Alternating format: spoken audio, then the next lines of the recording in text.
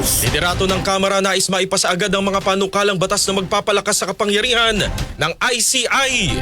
Kasama natin sa balita, Radyoman Grace Mariano.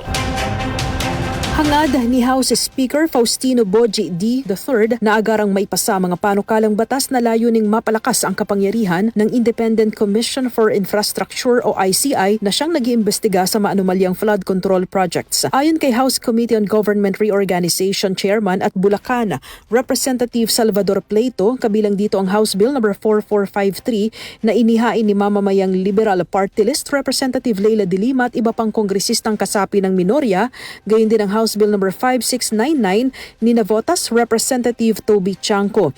Binanggit ni Pleito na magsasagawa sila ng hearing sa dalawang panukala sa November 11 at naniniwala siyang walang kongresista ang kukontra dito dahil para ito sa ikabubuti ng ating taong bayan at para matapos na ang mga korupsyon.